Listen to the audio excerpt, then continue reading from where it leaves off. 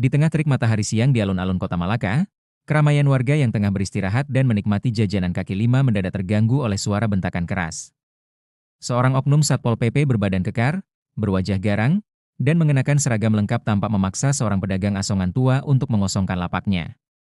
Si kakek, yang telah berjualan di sana selama lebih dari 1 dekade, dengan sopan mencoba menjelaskan bahwa dia punya izin dari kelurahan. Namun sang petugas justru semakin menjadi-jadi, menendang gerobak si kakek hingga dagangannya berserakan, sambil menghardik, kalau nggak mau digusur, bayar upeti bulan ini sekarang juga. Orang-orang hanya bisa menonton, takut dan tidak berdaya menghadapi arogansi aparat yang seharusnya mengayomi, bukan menindas. Tanpa mereka sadari, di antara kerumunan warga itu, berdiri seorang wanita muda dengan jilbab krem dan tas ransel hitam. Namanya adalah Laras, seorang intel dari Badan Intelijen Negara yang tengah menjalankan penyamaran atas laporan maraknya pemerasan dan tindakan premanisme berkedok penertiban oleh oknum Satpol PP di wilayah tersebut. Sejak 2 minggu lalu, Laras telah mengikuti gerak-gerik beberapa petugas nakal yang sering beraksi saat tidak ada pengawasan. Ia merekam setiap tindakan mereka, mulai dari intimidasi hingga pemalakan. Tapi siang itu, kesabarannya mencapai batas. Ketika si oknum mendorong si kakek hingga terjatuh dan hampir diinjak, Laras melangkah maju dengan tenang, menghampiri sang petugas sambil berkata lantang, "Cukup. Kau sudah melewati batas."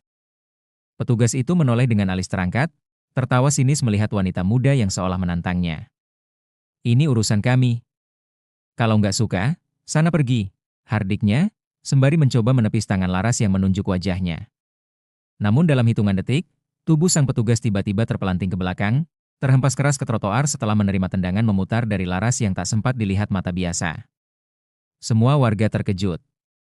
Seorang pemuda merekam detik-detik aksi heroik itu dengan ponselnya. Satpol PP yang lain hendak maju, namun Laras langsung mengangkat ID resminya dan berteriak, "Saya dari BIN. Kalian semua diam di tempat." Beberapa aparat langsung mundur, sadar mereka telah salah langkah besar. Dalam hitungan menit, polisi berseragam resmi datang bersama tim dari instansi pengawas internal. Warga bersorak ketika Laras menyerahkan rekaman seluruh aksi kejahatan oknum Satpol PP itu ke pihak berwenang. Sang petugas arogan yang baru saja tumbang kini tergolek dengan muka lebam dan tangan diborgol. Ia tak hanya akan dipecat tidak hormat, tapi juga dijerat pasal pemerasan dan kekerasan terhadap warga sipil. Kakek penjual asongan yang menjadi korban langsung dibantu berdiri, dagangannya dikembalikan, dan diantar pulang oleh petugas yang benar-benar bertugas dengan niat tulus. Video detik-detik kejadian itu langsung viral di media sosial. Tagar Satpol tumbang dan intel wanita trending menjadi perbincangan hangat selama beberapa hari. Banyak netizen memuji keberanian Laras dan mengutuk keras praktik arogansi petugas. Tak sedikit pula yang meminta pemerintah pusat agar membersihkan aparat dari oknum-oknum sejenis. Sementara itu, Laras menerima penghargaan langsung dari kepala instansi tempatnya bekerja.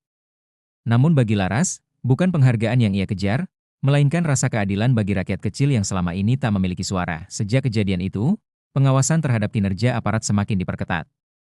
Banyak oknum lain mulai ketakutan, dan beberapa bahkan mengundurkan diri secara diam-diam. Di sisi lain, warga mulai percaya lagi pada kehadiran aparat yang benar-benar bertugas melindungi.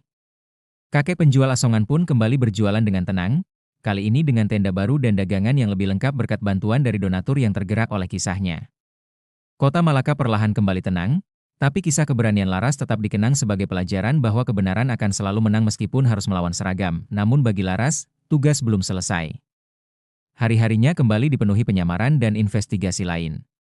Ia tahu bahwa di balik seragam, masih ada bayang-bayang gelap yang mencoba memanipulasi kekuasaan demi keuntungan pribadi. Tapi selama ia masih bisa berdiri, selama masih ada rakyat kecil yang tertindas, Laras akan terus menjadi bayangan yang mengintai dari kegelapan, menunggu saat yang tepat untuk kembali menegakkan keadilan dengan tendangan yang sama tajamnya seperti keinginannya untuk melindungi negeri.